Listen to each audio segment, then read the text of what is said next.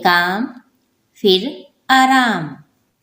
किसी गांव में एक किसान रहता था।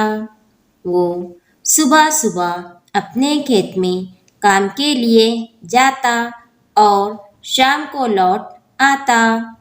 एक मर्तबा वो खेत में हल चला रहा था कि उसे एक हीरा मिला। हीरा पाकर किसान बहुत खुश हुआ।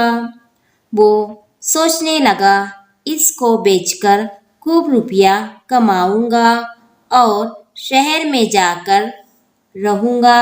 अपने बच्चों को पढ़ा लिखाकर बड़ा आदमी बनाऊंगा। किसान सीधा जौहरी के पास गया। जौहरी ने जब हीरा देखा तो हैरान रह गया। इसने किसान से पूछा, तुम्हें यह हीरा कहाँ से मिला?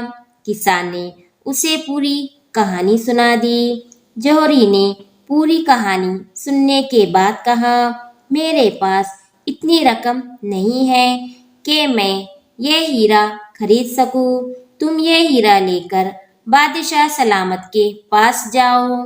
किसान वहां से बादशाह सलामत के दरबार में पहुंचा।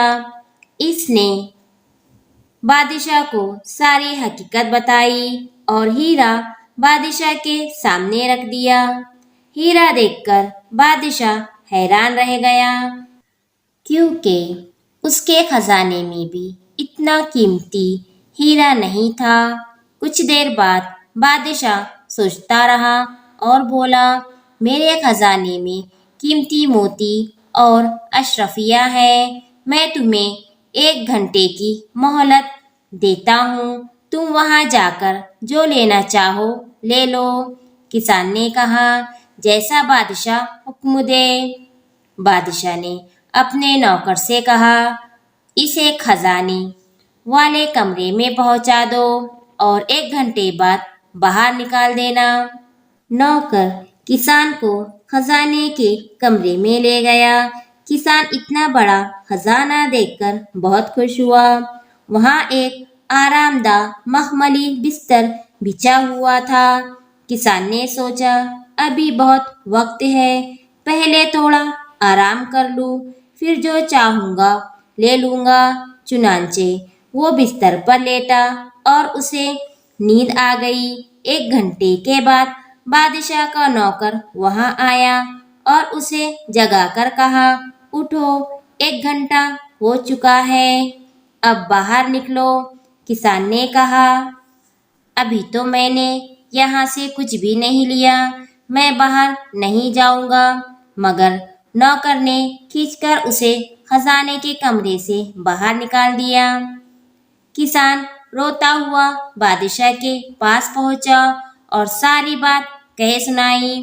बादशाह ने कहा, बेवकूफ, मैंने तुम्हें 1 घंटा दिया था, वो तुमने सोकर गुजार दिया, वक्त की कद्र नहीं की। जाओ, अब दोबारा खेत में काम करो, यही तुम्हारा नसीब है। ये सुनकर किसान बहुत रोया।